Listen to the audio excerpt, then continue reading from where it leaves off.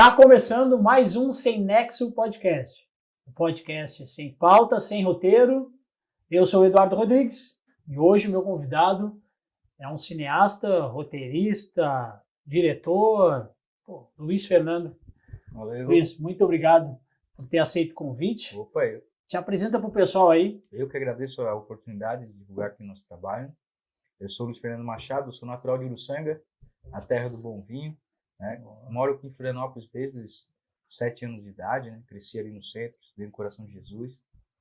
E comecei a fazer a Universidade de Engenharia Telemática na Unisul, Telecomunicações e Informática. E por um acaso do destino, eu tive que servir a Marinha do Brasil como recruta. Então, eu fui faroleiro de Santa Marta também, no Farol de Santa Marta. Faroleiro. Meio Forrest Gump, né? É. Então, lá no Farol, quando eu tive esse trancar a Universidade da Unisul, né, eu tive que ficar lá praticamente 2 anos cuidando do Farol. E foi quando eu conversei com as baleias, tive aquele momento eu mesmo, né? E que eu falei, sempre quis fazer cinema. E aí eu pensei, tranquei e troquei o curso para cinema. Né? Foi a origem da minha carreira mesmo como cineasta, né? Já tinha uma tendência assim, a escrever, a desenhar, essa parte mais criativa assim, desde pequeno, né? Eu identificava isso em mim. E aí eu acabei trocando. A minha família queria me matar, né? Pô, imagina. Trocar engenharia para cinema. Você tá maluco? A gente está falando isso em quanto tempo? Qual os anos? 90, 80? Isso foi... Eu servi em 2004, 2005 no Farol. Tá, e a decisão da troca? Isso, aí eu cheguei aqui, foi aquele tempo de se organizar, cheguei em 2006, aí eu me matriculei, e em 2007 eu ingressei na Unisul. É uma história bem recente, né? Eu acabei me graduando só em 2015, porque eu passei um tempo, quando estava me formando, eu passei um tempo em Balneário de Canas. Um período... Período guardado. Isso. Período... de muita evolução. Interna, de crescimento, principalmente, de né? estudo. Eu estudei muito mais lá. Fiquei na própria universidade. Ah. E aí quando eu saí, graças a Deus e ao meu trabalho também, né, a minha obstinação, eu comecei a materializar todos aqueles planos que eu formatei, né, que eu projetei lá nesses momentos. E, como tu ficou muito tempo lá atrás, deixa eu arrumar a roupa aqui que a produção pediu que eu tô... Tá feio? Tá melhor, produção? Ah, tá bonito. Bonito não vai ficar, né? Mas vai melhorar. E lá, então, quando estava como recruta, sim, trocando uma ideia com as baleias. Exatamente. Não, lá já não era mais recruta, já era marinheiro já. Já era faroleiro. Foi recruta até tu te formar, né? Na escola de aprendiz de marinheiro, né? É porque eu não servi o exército. Sim. Porque eu sou muito alto. Excesso de altura, aí eles me liberaram, então eu não servi. Né? Mas então lá tu já era o faroleiro. Isso. E era o quê? 12 por 24? 20... Não, e era muito interessante porque o tenente lá, o responsável pela escola de aprendiz, pelas nossas turmas, como eu fui refratário, né, o que é refratário? Eu me alistei atrasado. Né? Eu perdi 2 testes daqueles físicos que tu pega lá para fazer o alistamento e tal. Um ano eu tive uma viagem, no outro ano eu esqueci mesmo, foi alguma coisa assim. Tinha vários carimbos já ali naquela minha ficha de... Então tu não te alistou aos 18, é isso? Exatamente, era com 21 já. E... Aí quando eu cheguei lá para legalizar isso, né, questões de precisava legalizar esse documento também e tal, mas eu já fazia engenharia. Então, na minha mente eu chegava lá e falava, eu estudo já, tocando minha vida, eu não preciso servir, né? E era um fuzileiro naval, não sei se você sabe, mas os fuzileiros naval são os psicopatas da marinha, né? Os caras que fazem a frente na guerra, que pulam na areia para... Né? É os primeiros a chegar lá, né? Não, os caras são foda. E era um fuzileiro naval. E ele perguntou, tu faz engenharia, tu não quer servir, então não precisa servir? Eu assim, então qual que tu serviria se fosse para escolher? Ele falei, primeiro o exército. Depois, mas eu nem reconhecia a farda, não sabia que era marinha, nada. Então, segundo, aeronáutica. Terceiro, marinha. Aí então tá bom, volta aqui tal dia. E quando eu voltei lá, me deram parabéns. Parabéns, você é recruta da Marinha do Brasil. Aí eu fiquei meio em choque, né, porque eu já fazia engenharia à noite, né, então eu tinha que fazer uma tripla jornada nesse período. Foi bem... Mas eles pesado. te davam tempo para estudar? Exato, é que as tarefas lá na Marinha, as atividades vão até às 6 da tarde, né? Então das 6 à meia-noite, né? Quem não está de serviço, o serviço começa ali a partir das 8 da noite, por aí, as escalas de serviço dentro do quartel ali, não é o quartel, ali na escola de aprendizes, né? Então, como eu fazia faculdade, eu pegava fretado na frente da escola de aprendizes às 6h30 até a Unisul, na Pedra Branca, e voltava sempre 11 e pouco. Então, o pessoal que fazia escala ali, os sargentos, ali, os tenentes, eles já botaram o meu serviço quando era sempre da meia-noite às 3. Eu ficava lá naquelas guaritas, lá no fundo, lá perto do mar, com o fuzil na guarita, né? Depois da aula. Da meia-noite às 3. Então, eu fazia tripla jornada, era bem pesado, né? Porque eu tinha que fazer todas as tarefas. Mas eu me dei bem. Então, pelas notas, tu podia escolher, né, onde é que tu vai servir. Então, tinha, por exemplo, 4 rapazes que eram de Laguna. Tinham 4 vagas lá para Laguna. Tinha o pessoal que era do Paraná, tinha lá de Foz do Iguaçu, de Guaíra. Então, esse pessoal sempre queria voltar para casa. Só que a antiguidade, né, no caso, a liderança entre os recrutas, como eu tinha 21, eu era o mais velho, então eu era o mais antigo. Eu era o 01. Eu era o xerife de todos. Então, quando o sargento ia chamar a atenção, eu não chamava da galera toda, ele chamava 01, que porra é essa? Era eu que tinha sempre, né? Então, eu tinha esse lance de ser o xerife, né? Do meu pelotão, que era dos 3 pelotões, de 30 cada um. Dos 90 eu era o xerife do meu e eu também era o xerife dos 3, né? Então, tinha o xerife do 02 e do 03 lá dos pelotões, mas eu era o mais antigo de todos. E essa antiguidade, ela muda no final do curso de aprendiz de marinheiro pelas notas. Então, quem tira a melhor nota, ele se torna o 01, né? Entendeu? Então, eu fui muito bem também nas notas e eu tinha prioridade da escolha, né, do lugar. E como o tenente gostava muito de mim, o comandante, tudo, tinha muitas conversas assim, eles sempre conversavam, davam os parabéns, que eu fazia engenharia, tripla jornada e tal. E aí o tenente falou, olha, quem não for de Laguna e escolher Laguna, não vai ficar na capitania, vai ficar no farol, porque estão precisando reformar. Vai ser faroleiro lá, cara. Aí eu sim, pô, na época o farol era como se fosse o Rosa hoje, né? Era o pico, assim, pô, era muito massa, assim. Eu ia pra lá pra final de semana, pra curtir final de semana. E imagina, morar no farol, ali pra mim. Aí tinha a questão da universidade, né? Tinha que trancar, né? Eu botei na balança, mas eu vou pro farol. E aí eu tranquei a faculdade e fui pro farol. Ficou quanto tempo no farol? Eu fiquei 1 ano e quase 2 anos ali, né? O tempo que era completar um pouquinho a mais. E aí, então, eu retornei para Floripa e foi quando eu resolvi, então, só para explicar como é que veio essa entrada no mundo do cinema, né? E aí, então, eu entrei na universidade em 2007. Em 2011, eu já estava fazendo meu TCC, que é o trabalho de conclusão de curso, Sim. que é um curta-metragem, né? A gente tem que fazer primeiro o projeto escrito. Fez cinema. Cinema e realização audiovisual, era o nome do curso. Né? E que é que eu trabalho mesmo com realização audiovisual. Né? Uhum. E então eu pude, nesse período, né, que eu estava falando ali, eu fiz meu TCC, que seria a história do último dia de serviço do marinheiro faroleiro. Era uma vivência minha, né? Então eu tinha esse conhecimento para fazer um curta-metragem sobre o farol, né? Tá, eu sabia todos os detalhes de como funcionava e tal, então eu aproveitei desse conhecimento para fazer uma história que seria o dia de despedida do farol. Foi uma coisa que eu vivi, né? Chega o marinheiro substituto, o marinheiro tinha que explicar as tarefas ali, a sala de comunicação que passava os dados meteorológicos do Rio de Janeiro, as rondas que tinha que fazer, a manutenção do gerador, tinha várias tarefas, né? Dezenas de tarefas que eu era responsável. Então, era essa explicação, e ele também tinha que, à noite, ele se despedir da namorada, né? Ele tinha uma festinha na boate tradicional lá do farol, que era o Boi Cagô. E aí eu gravei as partes externas, e só que as autorizações do Comando de Comunicações Navais lá no Rio de Janeiro, que é o setor da Marinha que autoriza esse uso de espaços físicos e tal, pediu algumas alterações no roteiro, né? Tinha uma cena de sexo em cima do farol e tal. E ele disse, essa putaria aí não pode ali, tem que tirar do... Vocês põem o pi depois, né? Não pode, tem que mudar. Eu fiz uma nova versão, eles deram essa censuradinha, né? Normal. E só que aí enquanto não saíam as autorizações, eu gravei as cenas externas, né? Do marinheiro ali, a cena do farol, da boate.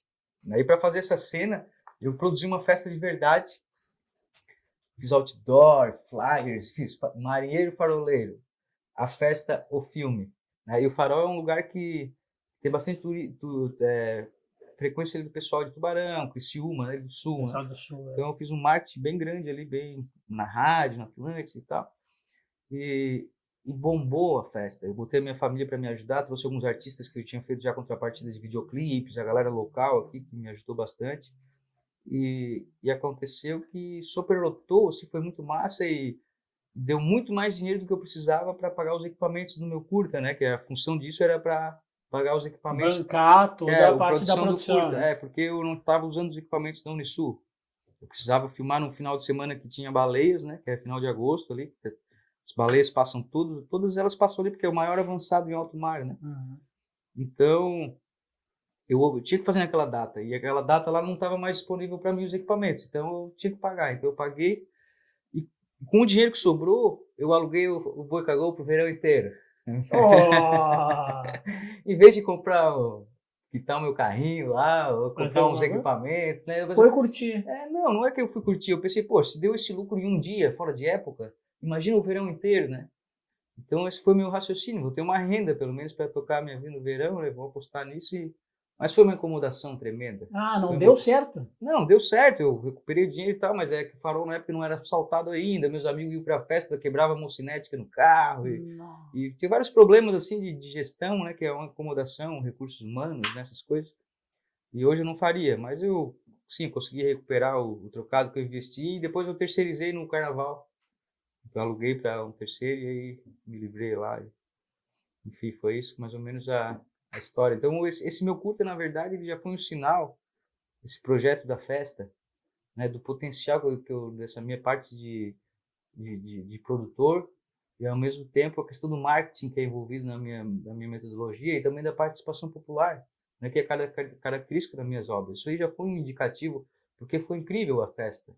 Né? Faltou pausada, faltou peixe na peixaria, faltou pão na... E era um final de semana chuvoso, então o cinema tem esse poder de sintetizar essa coisa. Isso. Quando tu consegue ter um tema ou um dispositivo que o cinema traz essa força de sinergia popular, ninguém segura, né? Então foi um sinal assim de poder do que dessa minha maluquice, né? Então depois isso veio a se confirmar com outras obras que a gente teve. Mas durante o curso tu já teve esse insight, tipo, cara, eu fiz a escolha certa. Sim. Durante o, tipo, eu sou formado em comunicação, Sim. né? Então eu tive disciplinas de cinema. Sim. E aí chegava naquelas aulas de cinema, aquele material todo, cara, isso aqui é outro mundo, eu quero isso aqui para mim o resto da vida. Quando tu tava na sala de aula, tu disse, cara, é isso aqui. Ali tu te achou muito mais no curso, no teu primeiro curso lá, tipo, bateu aquele... Muito mais. Né? A engenharia telemática, na época que era de telecomunicações informática, era um momento em que as empresas de telefonia estavam em grande... Tinha Global Telecom, tinha tudo aquela... E a maioria dos alunos eram pessoas que já trabalhavam nesse meio, precisavam do diploma para subir na carreira, né? No caso, trocar de posição na empresa e tal, e eu estava completamente deslocado. Eu escolhi mais pela questão de tendência, né? De mercado e tal. Mas no cinema, pessoalmente, eu por mim mesmo, eu vi que eu tinha tinha mais a ver comigo, né? Eu ia ser mais feliz trabalhando com isso, e principalmente nas questões quando tinha de criação, roteiro, mas aí eu via que os professores gostavam dos meus textos e tal. As atividades dinâmicas na universidade eu já não gostava muito porque, diferente dos meus cursos que a gente faz com sopa de pedra, a gente sempre procura fazer uma escala. Né? Se tem uma atividade de direção, uma atividade de fotografia, uma atividade de som, todo mundo tem que fazer aquela prática. Por exemplo, todo mundo tem que ser diretor pelo menos numa cena, né? Para entender. E na academia não tinha muito disso, quem gritava mais alto, pai, então eu dava um passo para trás, né? Porque aquela coisa de... Né? Então, essa é uma coisa que eu aprendi que não é legal, que eu procuro aplicar, né? E eu sempre falo isso nos meus cursos também, que para que todos tenham essa vivência prática, né? Que possam estar trabalhando, se sentindo naquela função e poder participar de todos os processos. E aí é isso, foi isso. Eu acabei me formando em 2000. Eu acabei tendo os problemas com a justiça por bobagem, né? Acabei conhecendo na minha curta existência na Terra, eu tive esse sofrimento de morar 3 anos e pouco dentro de um banheiro, um monte de maluco, né, na prisão. E claro que não era o meu lugar lá, né? Nunca fui um criminoso e tal, mas eu tive que viver aquilo. Então a minha vivência no cárcere também, todos aqueles conhecimentos de projeto que eu já tinha da universidade, que se replicam naquela questão da festa do TCC, e também de outros projetos que eu fiz durante as disciplinas da universidade, né? Por exemplo, eu fiz um videoclipe ali na comunidade da Maloca, em 2011, que foi um fenômeno já. Um grupo Armazém, que é um grupo dos mais tradicionais, um salve para a galera do Armazém, do rap aqui de Santa Catarina, no sul do Brasil, né? E a gente fez um clipe de uma música chamada Invest, né? A gente fez ali toda preparação, pré-produção com os próprios músicos, convocamos toda a comunidade, e as crianças participaram, fizeram cena, tinha morte, tinha questão daquela crítica social. Quando ficou pronto, né, isso estava já perto do final da universidade, quando ficou pronto, se foi lançar lá na creche da comunidade, a comunidade inteira vendo, começou a passar às 3 da tarde, era 11 da tarde, a galera estava lá assistindo ainda, e todo mundo feliz, saca? Então, novamente, essa mesma questão da participação popular, né, de quando a gente tem um tema que gera essa energia de querer colaborar, de querer participar. Então, isso aí já eram alguns indicativos que eu tinha, esse lance da produção de corpo a corpo de rua, de viabilizar as coisas, né? E tanto que a minha conclusão de curso ela é chamada de Cinema Paralelo Regional, a Revolução dos Anônimos, né? Que é essa questão de fazer cinema que corre por fora, né? Claro que o cinema precisa de editais públicos, de leis de fomento à cultura, porque é muito caro fazer cinema, né? Não é todo mundo que tem saúde nem disposição e energia para fazer um longa sem dinheiro, né? Interage com a gente, fiz com o Chico Caprari, por exemplo, a Albertina, o filme Albertina, que teve 3 mil pessoas que colaboraram diretamente, só 10 atores profissionais. A gente gravou o longa com um cartão de 256 GB. Um cartão de memória. Assim, a precariedade estrutural, mas uma fartura popular. Não faltava nada para nós. O Chico Caprari falava, a gente precisa de 15 cavaleiros para a cena tal. Aparecia 32, né, Chicão? Então, tudo foi uma grande fartura que a comunidade proporcionou para nós, porque o tema era de interesse deles, entende? Então essa sacada eu já tive em cárcere, né? E nesse período do cárcere eu fiz muita coisa social lá dentro. Eu trabalhei na biblioteca, ajudei a fazer a questão da leitura virar remissão, junto com o pessoal, a juíza lá da comarca. Eu trabalhava lá com a pedagoga e a gente começou a fazer um atendimento sistemático que possibilitou iniciar esse trabalho de remissão. E chegou uma hora que a cadeia inteira lia, porque as esposas dos presos falavam, meu marido ganhou remissão, 12 dias a menos esse mês. E aí as outras esposas botavam os maridos para ler na obrigação, né? Então, foi uma das coisas que eu consegui fazer nesse período, né, colaborar com o pessoal que estava lá, né? Deixou alguma coisa positiva lá dentro? Deixei várias coisas lá muito legais, interessantes. Então, Albertina, por exemplo, é um filme que foi feito sem grana. É totalmente independente. E ele tem 79 prêmios de IMDb. Então, assim, não é o que estou falando. Um filme que é feito sem dinheiro, underdog, assim. Tem 79 prêmios de IMDb, com as meninas protagonistas lá que nunca tinham atuado. A gente preparou que tem 8 prêmios internacionais cada uma. Melhor atriz.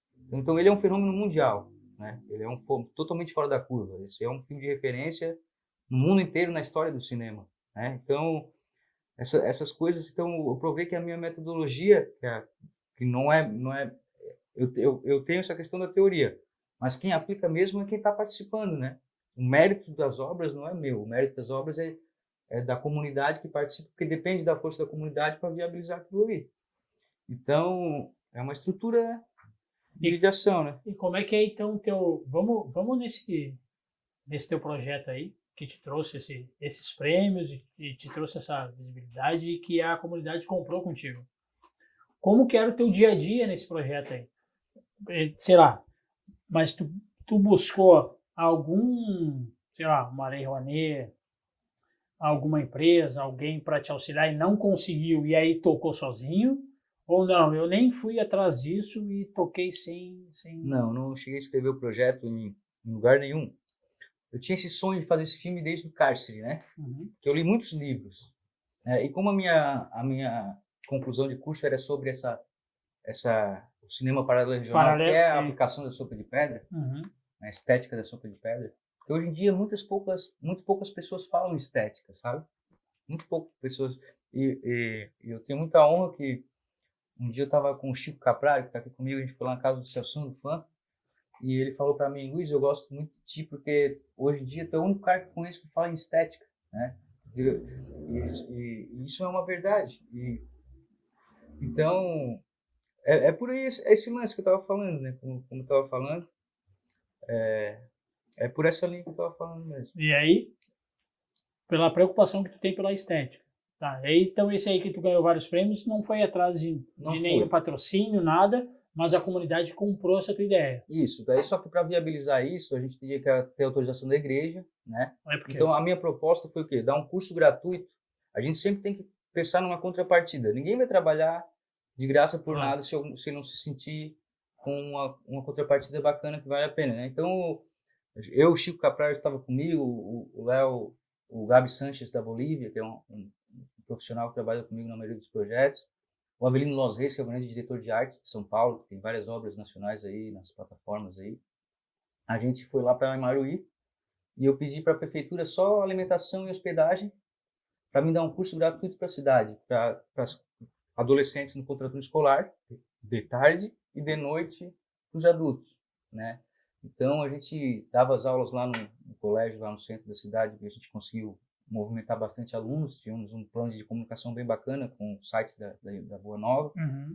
E falamos com o autor de um livro, né, que seria muito bom para adaptação, porque quando eu estava em cárcere, de todo aquele processo que eu queria viabilizar, né, que a orientação que eu dou no Sul é o seguinte: muito legal, só que agora precisa focar num projeto que tem orçamento, que tem a história, que tem o roteiro para aplicar. E eu tive 2 livros que me chamaram a atenção que seriam viáveis de executar. Um era sobre a Guerra do Poço Testado, do Dr. Pedro, lá um senhor fantástico que é pintor também, é Pedro... Perdão, agora não me lembro o sobrenome, mas é um livro muito legal e era perfeito para adaptação para longa-metragem, né? Eu não tenho medo de falar o nome do livro aqui, porque eu estou meio traumatizado com essas coisas. Daqui a pouco aparece alguém fazendo antes que eu. Então segura, não tem problema. E outro livro é o que faz aqui essa flor, que era um livro do J.J. Helma, que era um padre, e ele escreveu a história da Albertina através de um flashback, né? Era uma comissão de estudantes da Universidade de Essen, na Alemanha, que vinham estudar os altares do Hugo Berti, que era um alemão, que era protestante, que veio casar aqui no Brasil, né? Estourou a guerra e ele não voltou, né? Então ele se converteu ao catolicismo depois e ele fazia esses altares, né? Ele tinha esse dom da família dele, um livro antigo que ele fazia. O Chico fez uma pesquisa mais ampla que eu sobre esse assunto, mas ele fazia os altares, muitos altares ali na região sul, em Bituba, Tubarão, ali por ali. E aí então essa comissão veio para estudar esses altares e foram recebidos ali em São Martinho, que é na cidade do lado de Maruí, onde tem o Santuário da Albertina. E aí, só que é mais perto, geralmente as excursões vão para São Martinho, então fizeram uma recepção, um churrasco ali na Secretaria de Turismo, alguma coisa assim do município de São Martinho. E aí alguém comentou que essa visita ajude de alguma forma o processo de beatificação da Santinha. Aí eles perguntaram, que história é essa? Aí entra no livro Flashback, que conta a história. E isso era perfeito também para adaptação cinematográfica. Então eu foquei nisso, em adaptar esse livro. Mas como eu tive outras vivências lá para Minas Gerais em 2016, eu aprendi muito bem que a sopa de pedra, ela tem que trabalhar com o meio, né? Eu teria que pedir para a igreja primeiro qual que o livro que eles indicavam, né? Então eu fui falar com os caras sem falar que eu quero fazer esse. Mas meio que... Não, eu comentei, né? Ele assim, olha, o ideal seria esse livro aqui, ó, né? Eu perguntei e tal. Porque já vieram com o roteiro aqui, a gente não falou, mas a gente odiou. Roteiro ruim, né? E aí eu peguei, então, e o Chico pegou com a genialidade dele e desenvolveu um roteiro fantástico. Um padre lá de Tubarão, que ele é o responsável pelo processo de canonização, né? Da Beata Albertina. E aí ele ficou meio receoso de fazer esse filme, né? Por causa que já tinha essa história, que já tinham ido lá com o roteiro, eles tinham autorizado, mas eles estavam com o pé atrás, que eles não gostavam daquele roteiro lá e tal. E foram lá no momento que eu ainda estava em cárcere, né? Então, aí ele sugeriu o livro do Sr. Albi, que era um livro, só que ele não tinha roteiro, não tinha diálogos, era um livro histórico, ele contava os fatos, né? Então foi um trabalhão para o Chico desenvolver esse roteiro novo. E deu tudo certo, o Chico fez um roteiro muito bacana. No começo o padre ficou meio receoso, porque o padre Sérgio Jeremias, ele ficou meio receoso porque daqui a pouco tu vai lá botar a história que ela tem uma namoradinha, um namoradinho, alguma coisa assim, não pode, né? A gente fala alguma entrevista para um repórter, eles vão lá e publicam outra coisa, já é ruim para o processo de canonização. É muito sério e ela vai ser a primeira santa.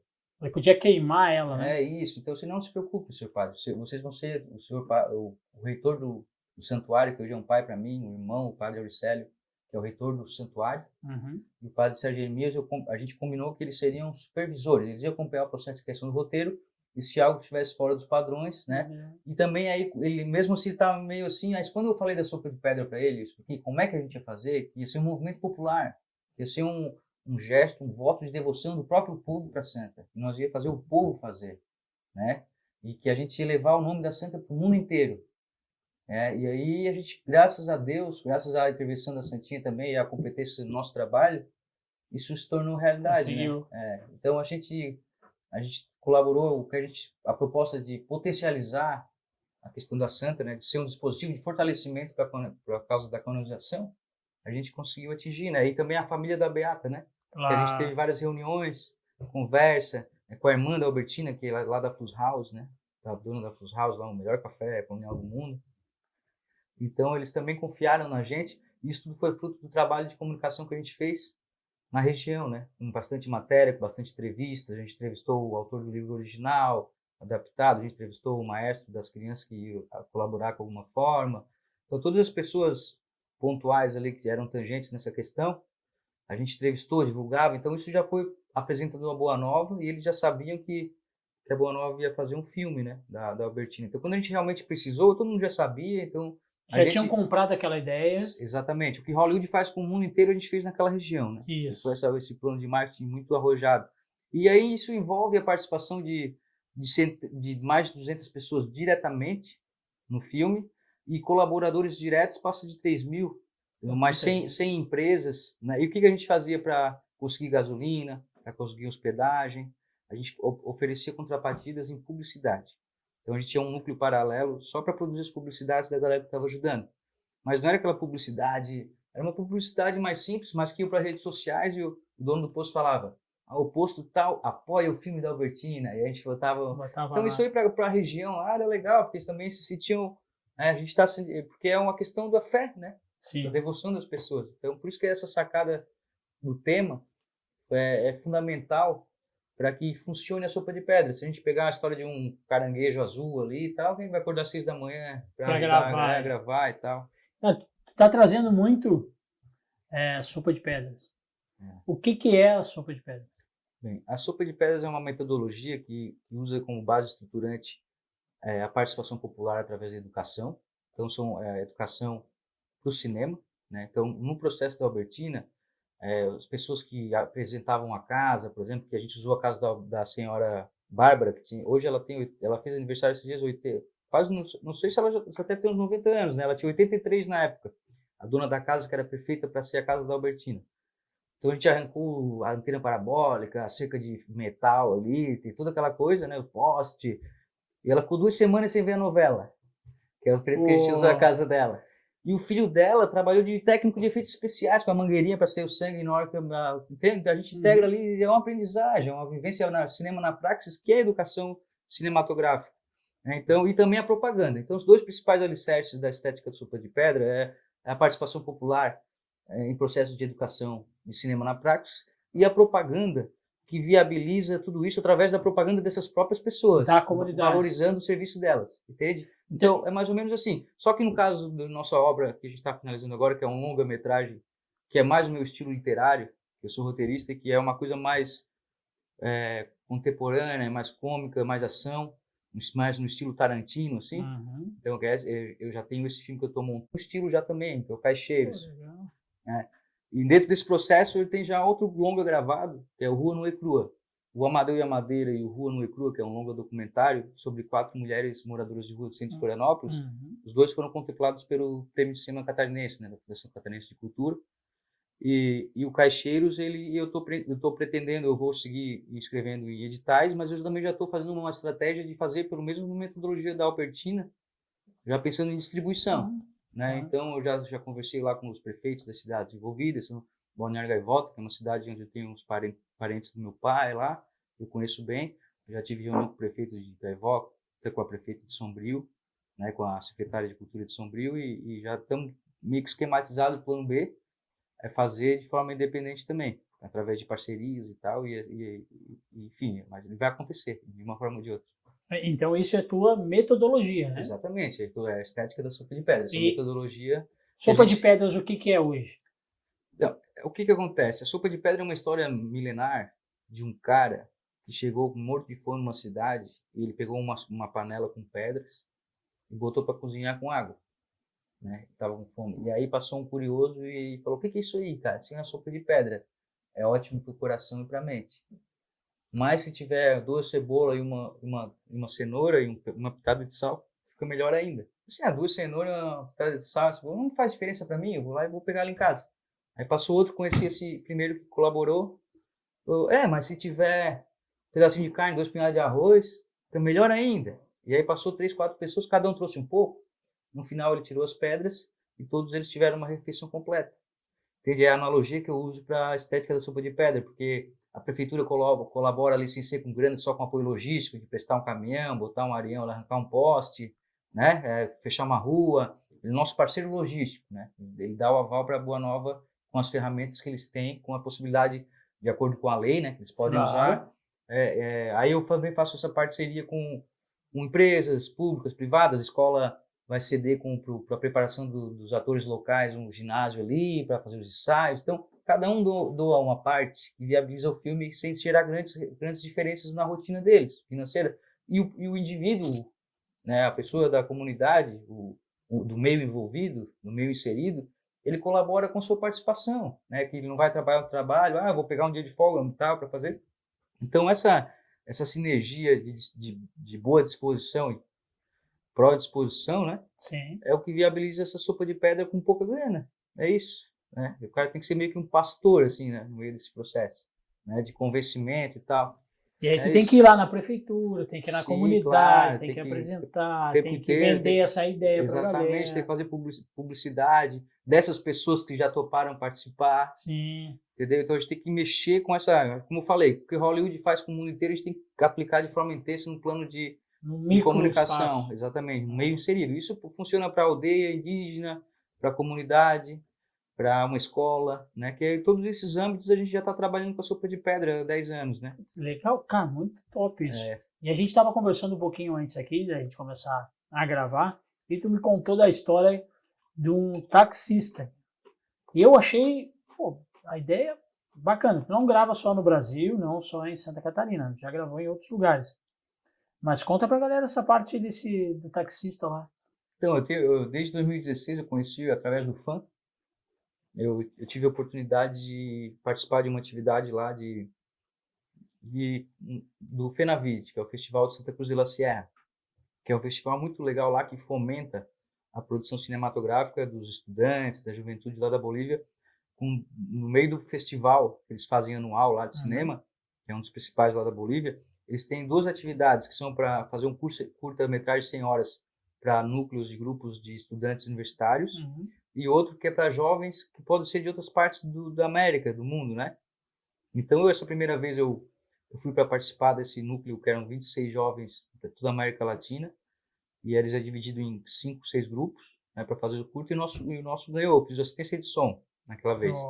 E aí eu fiz muita amizade com essa galera toda que estava lá, da Argentina, desses jovens, né? Até hoje eu tenho vínculo com essa galera. E depois, em 2018 e 2020, o Amortina já participou lá como competidor e eu já trabalhei como jurado do festival. Em 2021 eu já fui trabalhar na equipe de comunicação do festival. E tem sido assim normalmente. Eu criei um vínculo lá com a família boliviana lá, que é incrível, as pessoas são muito legais, lá adoro aquele país. E aí, numa dessas viagens lá, eu estava indo almoçar na praça, saí do meu hostel, peguei um táxi.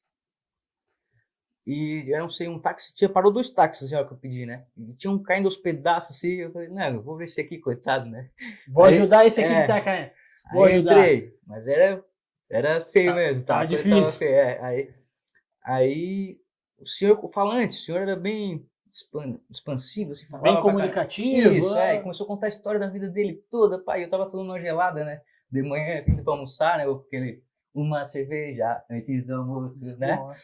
Então, tava tomando uma cervejinha, saí do hostel, e aí ele começou a falar, e tudo bem, eu fiquei escutando, uma história muito interessante. Só que era mais uma história entre milhões, né? Mas quando eu fui descer do táxi, que eu me inclinei pra frente, eu vi que ele não tinha uma perna, cara. Pô, Aí tudo isso que ele falou, pô, era incrível, porque... potencializou toda aquela Não, história. ele era da seleção de esgrima da Bolívia, e ele era dançarino, ele foi 20 vezes ver o John Travolta, aquele filme para aprender os passos, e ele ganhava todas as competições de dança, né? E aí ele educou, e os 3 filhos na universidade, ele pagou a universidade, ele falava que ele era o melhor taxista porque ele não precisava pegar fila onde ele ia pegar as coisas. E eu não estava entendendo, né? Quando eu vi assim que eu entendi, porra, que história fantástica. Aí eu propus para ele, porque daí como o Nietzsche falava, uma coisa é o pensamento, outra é a visão, outra é a imagem da ação. Eu podia ter escutado ali e pensado, pô, seria legal fazer um filme e ter descido do táxi. Né? Mas aí eu peguei meu cartão e falei, senhor, eu sou cineasta, vamos fazer um filme da sua história? Aí quanto que é pra gente rodar aqui o dia inteiro até o fim da tarde dentro do táxi do senhor? Assim, uns 150 pesos, que seria aí na época uns 80 reais. Então tá, então eu vou te pagar, vamos lá no hotel, agora o táxi é nosso, então, até o fim do dia. Vamos pro hotel que a gente vai fazer um roteirozinho, uma pré-pauta ali. E aí eu chamei a galera lá da Bolívia para me reforçar, né? O brother que tinha câmera também, então eu gravei com uma GoProzinha no banco da frente e outro brother pegou uns planos de detalhe com a câmera na trás e a gente fez o curta-metragem Sou Feliz, que é uma história fantástica do seu Gustavo Alza, que também a gente fala direto, assim. Ele ganhou depois o prêmio de Cidadão Crucênio, que tem um nome específico, né? Crucênio Douro, alguma coisa assim, que é uma menção rosa da cidade para pessoas, né? E, pô, é muito legal. E foi um filme que rodou bastante, meio curtinho, participou em vários festivais. É um filme boliviano, né? Muito legal essa história. Então participou. E qual outro país que tu... Quando eu tive em cárcere, eu fiz meu primeiro filme mesmo, assim, né? Em cárcere? Eu fiz um filme dentro da prisão. Como assim? Eu fiz um documentário que passou em dezenas de festivais pelo mundo, tem vários prêmios, ganhou menção honrosa na Semana de Autor de Lugo, do Cine de Autor de Lugo na Espanha, vários festivais bacanas, assim, que é um filme que eu fiz, como eu fazia o semiaberto, depois eu me formei, fiz o meu TCC, um fechado à mão, meu TCC da universidade. O TCC tu estava fechado? No sistema fechado em Tubarão, então eu fiz a minha monografia à mão, no caderno, porque eu não podia ter computador, não podia, nada, né? E foi aprovado e tal, e aí depois... Quando eu fui para o semiaberto, eu fui fazer as disciplinas que estavam pendentes, né? Porque agora me surgiu uma dúvida aqui, porque o meu TCC eu tinha que estar mandando para minha orientadora toda hora e voltava um e-mail dizendo um monte de coisa que eu tinha que alterar. Como que tu mandava para o teu orientador? Tu mandava físico para ele e ele vinha e anotava físico de volta para ti? Eu tive 2 visitas em cárcere. Né? A minha família foi falar com a coordenação da universidade e... de acordo com a época, falou que por eu fazer diferença no curso, eu faria essas visitas. Então, meu avô saía de Uruçanga, ia até a Pedra Branca, buscava a coordenadora, ia até Tubarão, me levava. Depois, meu avô já tinha 70 e quase 80 anos. Ia até, levava ela de volta e voltava para Uruçanga para levar. Então, eu tive 2 visitas nesse período. Então, quando eu chegava lá, eu estava com a cabeça cheia de informação, porque eu estava concentradão, né? Claro, foi um momento que a leitura e o estudo é um exercício, né? Então foi um período que eu mais estudei na vida, assim, sem dúvidas. E a tua cabeça... E potencializar, assim, abrir a percepção para o que eu queria da minha vida, né? Porque aquilo ali foi um choque para mim, né? Estar naquele lugar, todo dia eu acordava e pensava, porra, olha onde que eu tô, que loucura. Não dava para acreditar, né? Então... Mas tu focou, pelo menos, na produção, projetos, na educação, não deixou te abalar e não ir para outro lado. Eu trabalhei com o setor jurídico, dobrei o potencial do atendimento jurídico, porque eram 2 advogadas no presídio. Uma ficava organizando os documentos nas pastas que chegavam no fórum, que é muita coisa. Sim, imagina. E a outra ficava fazendo os pedidos, né? A questão do trabalho. Quando eu fui ajudar elas, eu organizava as pastas e as 2 faziam o pedido. Entendeu? E aí, porque eu comecei a trabalhar na biblioteca, pedagoga, né? Pedagoga costuma elogiar o pessoal, aí... E foi muito interessante como é que eu fui parar na biblioteca. Foi na mesma época que aquele cara do PT pediu e negaram. Tá ligado? Que teve como que era o nome dele? Enfim. Alguém que estava preso que pediu para a biblioteca liberar. Na biblioteca e não deixaram, não ganhou. E eu era o gerente lá da Biblioteca Tubarão nessa época. Por quê? Eu tava lá umas 2 semanas em choque, né? Chegou assim, pá, aquela loucura, lugar para 8, tinha 15 na cela. Foi bem recebido, não? Não, sim, ali hoje em dia, desde 2003 para cá, existe a regra do crime, né? Aham. Então não existe mais estupro, não É, existe não, mais tapa na cara. Então, se tu ficar na tua ali, e se não estiver prejudicando ninguém, ninguém pode te prejudicar, né? tá Então, tudo só tu certo. ficar na tua. Então, só que o que acontece? Quando eu tava ali umas 2 semanas, abriu a portinhola de metal, assim, que é tudo fechado, né? Uhum. E aí uma mulher, assim, era pedagoga, eu nem sabia que tinha pedagoga lá. E ela assim, quem quer livro? Aí então, ela entregou uns 10 livros, para quem quis. Tinha Almas Mortas, Gogol, tinha O Homem que Calculava, tinha Pô, só livro- clássico da literatura, sabe? E aquilo ali para mim era uma maravilha, porque era uma forma de eu sair dali, né? Só que os livros não duravam 3 dias, a galera usava Claro, para mas fazer bilhete, arrancava as capas, virava o baralho. E aí um dia eu meio que tava passando assim no corredor, né? Que sempre marca passo algema, a pedagoga tava dando sopa assim do lado da grade. Eu falei, ô senhora, vem cá, por favor. Que biblioteca que vai durar se tu não tiver um controle de entrega, pô? Tem que fazer um formulário para pegar e entregar, né? Não prejudiquei ninguém, não falei nada, né? Mas Uhum. se tu não tiver um Um controle aqui, controle, não tem biblioteca que dure, não né? vai Aí ela daí. se arregalou assim, né?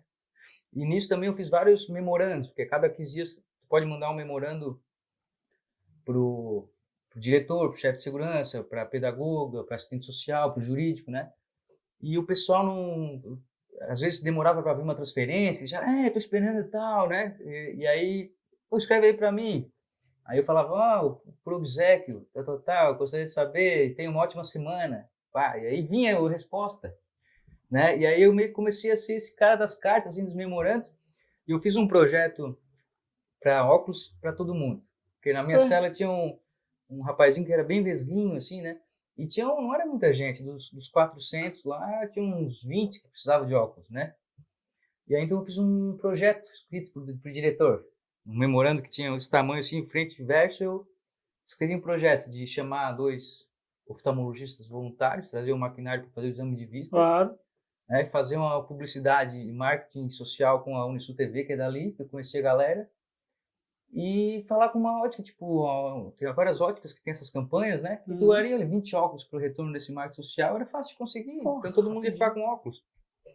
Chegou um dia que me chamaram, Luiz Fernando, fora da cela. Quando eu saí, fui na sala, era a sala do diretor, tava o chefe de segurança, o diretor, a gente vai lá, Sim, algema, né? marca passo no pé, assim e tal. Cheguei lá, tava todos os memorando com a minha letra espalhada, assim, igual aquelas apreensões da Polícia Federal, assim, na Tudo em mesa cima direto. da mesa. Aí o cara, tu tá pensando que é advogado dessa porra? O cara começou a me dar uns esporros, né? Não Aham. quero saber de escrever minha porra nenhuma pra ninguém, e tu vai pra cela especial ali e vai trabalhar na biblioteca e não quero mais ouvir teu nome. Pô, foi um brinde. Na verdade, eles têm que brigar, né? Não pode te dar ali. Ele tem que, né? Mas na verdade que eles viram que eu tinha Potencial lá dentro. Esse cara aí pode, né? E aí foi quando eu comecei a, né? Mudei a minha vida lá, né? Comecei a trabalhar, estudar, li muito, muito, muito, muito. Minha família levava muitos livros por semana para mim. Mas tu sempre foi de ler, não? Eu sempre fui de ler. Depois de adolescente para frente, ali dos 19, eu que meio que me Acho perdi que todo mundo meio que se perde, mas né? quando eu era criança ali no ensino médio, eu lia muito. Eu era meio bem CDF. Eu sempre fui bem CDF. Depois é que me despingolei de vez. E aí se perdeu um pouquinho. Mas lá se achou, nos livros, na literatura. A necessidade, né? Ananke, como dizia Aristóteles. A necessidade às vezes faz. Mas falando da Sopa de Pedra, Eduardo, agora nesse filme do Amadeu e a Madeira, que é uma comédia de ação, que é um tema muito engraçado, e tem muita violência também, tem personagens cômicos e personagens dramáticos. A nossa Sopa de Pedra foi feita de outra forma. Não tinha como pegar o povo para a nossa metodologia de inserir a educação nos processos para facilitar a produção, se deu de uma forma mais bem elaborada, mais complexa, né? Então eu fiz 2 acordos internacionais de intercâmbio, né? Projetos de extensão. Um foi com a Escola de Cinema de La Paz, que selecionou 4 jovens para trabalhar de estagiários no projeto.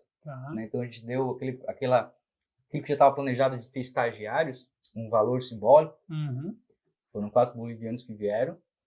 E a gente também fez um projeto de extensão com a UPSA, que é a Universidade Particular lá de Santa Cruz, com curso de gestão de moda. Gestão de moda, alguma coisa mais assim, gestão de moda. E aí o curso, a coordenação do curso selecionou 15, 20 alunos para fazer o figurino de roupas fantásticas do filme. Então a produção dos figurinos do filme se deu num projeto de extensão onde os alunos tiveram a produção de figurino em prática, de verdade, para um filme de cinema. Né? Então foi fantástico isso também. A gente conseguiu também, claro que a gente teve os cursos de figurino, porque o projeto ele tinha um valor que era um filme de longa-metragem com orçamento estimado ali em 2 milhões e poucos, 3 milhões. E de onde é que tu tirou esse valor? Como que... Vamos tentar lá do início lá. Tu elaborou esse projeto. Tá? Mas para te colocar esse projeto em prática, tu precisa de financiamento mínimo. Aí quando tu tá dizendo, 2 milhões para colocar. Como que tu faz para arrecadar esse valor? Eu não arrecadei. Não conseguiu? Eu ganhei o prêmio, fui contemplado, né? A Companhia Bonal de Cinema foi contemplado no prêmio de cinema catarinense na categoria telefilme. Tá. Que é um valor bem menor. Que é quanto? 320 mil. Não dava nem para arrancar. Dava. A gente fez, já tá gravado, Tu é muito otimista, cara. Tô dizendo aqui, vai dizer, não, mas pô, daí tu sofreu, não, mas eu consegui. Não, mas é complicado porque, assim, isso é claro que envolve o suor extra de vários profissionais, né? Então, o diretor de arte tem que ganhar bem menos, praticamente igual um curta. O diretor de fotografia tem que ganhar bem menos, né? As hospedagens a gente tem que viabilizar, né? A gente tem que viabilizar as locações, pagar o custo que tinha para a locação era né? Então a gente tem que... Como que tu faz com equipamentos, cara? Equipamentos, a gente tem uma parceria lá em Araranguá com o brother que tem os equipamentos, então a gente fez lá também preços abaixo, né, do mercado e é tudo assim, né? E eu acabei aplicando um pouco, né? Foi um ano que eu fui contemplado bastante digitais, mas no fim deu tudo certo. Então a gente economizou com figurino, economizou com hospedagem, a gente teve apoio do Majestic, teve apoio do Forte Atacadista, do Avaí, do Figueirense. Mas como que tu chegou até esses caras? Não, aí ter que comunicar, né? Tem que ser Ralar. produtor, né? Então eu também conto com o Denilson Machado, que foi diretor de produção, que ele não era do cinema. Mas a partir do Amadeu ele se tornou uma referência de produção de cinema. Porque ele me ajudava a viabilizar essas coisas, né? A gente conseguiu hospedagem no Majestic para parte da equipe, o Majestic foi cenário também, o Forte Atacadista foi cenário, teve cena no estacionamento do Forte do Campeche, de ação, teve... várias pousadas colaboraram também, né? Que são conhecidos, pessoas que a gente tem abertura, né? E que a gente teve o Avaí. O Avaí e o Figueirense, eles cederam o direito de uso da marca. Porque no filme, o Avaí e o Figueirense fazem a semifinal da Copa do Brasil. Isso, tá. O Figueira faz com o Corinthians e ganha. E o Avaí faz com o Flamengo e ganha. Então no filme, enquanto tem a cena final do filme de ação, também tem a final da Copa do Brasil, o Avaí e Figueirense. É bem legal. A galera de Floripa, da região, Santa Catarina, imagina uma vai ficar muito final legal. de Copa do Brasil, Avaí e Figueirense. É muito legal. E aí o astro do mundo do futebol é o lateral esquerdo do Figueirense, na ficção do filme, né? Então isso é muito legal também. É um cara que o Milan, Juventus, Real Madrid, todo mundo quer. E ele fala, não, eu não largo a qualidade de vida que eu tenho em Floripa por lugar nenhum no mundo. E aí ele é o astro, né? E o massagista dele, que é o Teodoro Escama, é o cara que vende, o Tequinho é o que vende, que é o astro, ele é o cara que vende mais camisa no Brasil. E o Teodoro Escama, que é o massagista dele, é a segunda camisa mais vendida. Nunca se viu um massagista ser um fenômeno como ele. E esse roteiro é de quem, cara? É meu. É teu 100%? Teve mãos para te ajudar? Não, esse é meu, inclusive tem o livro. O livro do roteiro está à venda na Amazon. Quem quiser conhecer a história, né, Amadeu e a Madeira, roteiro de cinema. Está à venda na Amazon, nas principais plataformas de livros, né? Uhum. E esse roteiro do Caixeiros, que é o próximo filme que eu pretendo fazer também, que é de ação, é a história de um roubo a banco, onde um rapaz que já domina o maçarico, ele fica sabendo de uns caixeiros de verdade de Joinville, porque esses roubos de caixa eletrônico com maçarico, 99% é fruto de pessoas que são de Joinville, porque ali é onde tem essa questão das fábricas de caixa eletrônico, né? Tem toda essa questão na metalúrgica ali, que teve esse investimento nos tempos passados. Então, isso é uma pesquisa que eu fiz, inclusive em várias fontes, que 99% dos casos de maçarico são pessoas de Joinville, né? Então, na história, ele vai a um evento de Joinville e um cara acaba falando as coisas para ele, de onde que ele vai ser o próximo roubo, que ele é maçariqueiro também, mas que ele é caixeiro, que ele é rico, que ele podia entrar nessa também. E aí o cara não perguntou nada, mas ele fica sabendo de um roubo. que vai acontecer lá em Balneário Gaivota, em tal agência, tal hora, de tarde, depois do almoço e tal. E como ele trabalha com maçarico, sogro, de dia e de noite ele é motoboy, e ele está passando por um momento muito difícil na vida dele, ele decide se antecipar à quadrilha de caixeiros de verdade. Em vez de depois do almoço, ele vai lá no mesmo dia de manhã cedo, porque os cofres já vão estar cheios, as caixas eletrônicas, né? E aí ele rouba o maçarico do sogro, pega escondido para fazer essa cena. É uma comédia de ação também, né? É bem intensa, é bem intensa. Ele é cheio de reviravoltas, montagens paralelas, tramóias, revelações, né? Tem um roteiro bem intenso. E Bem- como é que qual que é o teu processo de criação? Sei lá, para esse que a gente trouxe aí, o Figueirense, pô, um jogador que não quer sair daqui, É, né? uma final de Copa do Brasil. É. Imagina, qual foi o teu processo de criação para isso? A gente vai fazendo história pequenininha, né? O processo normal, o Chico entende mais do que eu, mas o processo normal é tu fazer primeiro põe no papel a ideia geral, aí depois tu vai fazendo sinopse, aí tu vai fazendo as escaletas, que é separar as partes da história. Aí tu vai, quando tu já tem um escopo geral de começo, meio e fim, aí tu vai fazendo camadas, né? O processo do roteiro é um processo que geralmente dura muito tempo, né? Então tu vai tendo uma ideia, um personagem que cria um gancho lá na frente, e aí tu vai criando essas amarras, fazendo camadas, quando tu vê o roteiro tá interessante, né? Dentro dessas camadas. Assim é o processo. Além de criar tudo isso, tu tem que criar toda a parte de comunicação e viabilização desse projeto. Só que, Eduardo, assim, eu cheguei num momento da minha carreira que está só começando ainda também, né?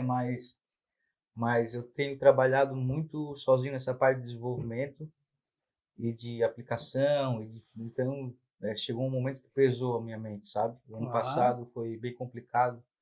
Eu teve até projetos que quase que não deram tempo, assim, foi uma correria muito grande, sabe? E aí isso gera saúde mesmo, né, cara? Saúde psicológica assim mesmo, de pesar, de sobrecarga. E agora então eu tô procurando dar uma freada, respirando, né? Pegando uma rotina mais saudável, né? Aquela coisa de virar madrugada escrevendo e coisas. Então realmente foi um momento Puxado. Agora eu tô buscando dessa desacelerada, fazer as coisas com calma e retomar o leme do navio, né? Devagarinho.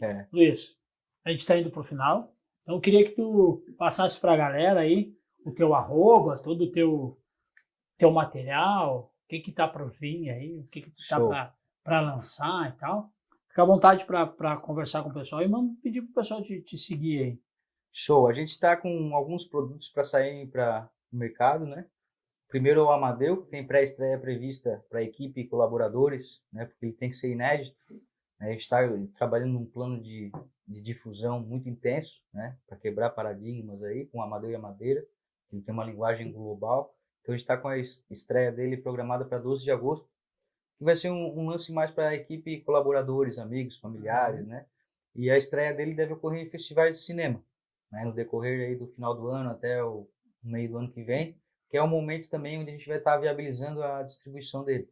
Né? Então tem todo um cronograma de distribuição, né, nacional e internacional, que a gente já está colocando em prática, já tem que estar sendo feito agora, né? Sim. E depois que eu acabar o Amadeu, eu vou entrar na imersão do longa documentário Rua Nua e Crua, que é um documentário muito necessário, né, que é um documentário sobre 4 mulheres guerreiras, moradoras de rua do centro de Florianópolis, que teve a participação do Instituto Arco-Íris de Direitos Humanos, o Chico Capelés tem a direção, e também teve a participação do Movimento População de Rua, né? Foi um coletivo ali que a gente fez, e que vai ser muito interessante também, um filme muito necessário, e que vai estar pronto aí lá mais pro final do ano, também vai ter a estreia dele. A gente está trabalhando agora na divulgação também da contrapartida social do Amadeu, que foi um curso de produção de curta-metragem que a gente fez ali em São José, na Galeria Verani, um grande artista, Plínio Verani, e a gente teve uma turma cheia, curso cheio, e a gente produziu um curta na prática, né? Com uma contrapartida, foram 2 meses de aula, é uma contrapartida fora do comum, né? Extraordinária, assim, no questão de necessidade de empenho e trabalho, né? As pessoas às vezes fazem uma palestra, uma coisa, a gente fez uma contrapartida super bacana, completa. Isso, e o filme está pronto e ficou um filmão, curtinha. É? E aí agora a gente está trabalhando na difusão também, que são em festivais, e a gente fez só uma pré-estreia, fechada lá na paróquia também, o filme é inédito, e a gente vai também agora começar a inscrever nos festivais massa aí pelo Brasil. É uma pena que essa época tem muitos festivais que a gente queria participar que já ocorreram, né? Já foi, né? O Festival de Curtas do Rio de Janeiro agora vai começar agora em seguida, era um que a gente gostaria de ter inscrito. Não deu tempo, mas a gente vai participar de outros. E aí também a gente tem esse nosso projeto do Caixeiros, que a gente vai lançar o livro, agora nos próximos meses a gente vai estar lançando o livro. E aí eu trabalho com um projeto muito interessante que é a Nuba, nosso bairro, que é com a Incentive, então, com a empresa que é parceira da Boa Nova, que contrata a Boa Nova, e eu dou aula para crianças ali no IDS, né, no contraturno escolar, adolescentes de 14, 15 anos, é a oficina de audiovisual, né, no segundo semestre, bem legal, bem intenso também, são 4 turmas, os moleques lá são massa. E é isso, a gente está na luta aí de viver do cinema, não é fácil, a gente tem que matar 16 leões por dia, mas a gente está vivo, né, isso que importa. E manda o teu arroba pra galera, pra onde é que eles se encontram. O site da Boa Nova é www.boanovafilmes.com e companhia _Boa Nova, é o Instagram da empresa. E o meu é luiz.f.f.machado, quem quiser adicionar lá. E a gente vai colocar na descrição aqui, vai colocar lá nas informações do Instagram também, quem quiser puder compartilhar lá, né? Conhecer o teu trabalho, curtir lá e te seguir. Agora nós vamos começar a divulgar. A sopa é nosso método. A Blue Command é real. É isso aí. Viu só que beleza? E vai ser um estouro, Amadeu e a Madeira. Preparem-se, Santa Catarina não está preparada para isso. E aí a gente pode combinar de voltar aqui e quando for o lançamento, né? A gente poder conversar, trazer. O Mancha também vai dar uma divulgada legal no trailer, ali na televisão e tal. O Mancha TV aí. A gente vai ter que fazer uma versão versão light do trailer, porque o trailer oficial ele é para 18 anos, né? Opa! Mas a gente vai fazer uma versão... Vai fazer uma versão mais poder... light. Exatamente. Mais light.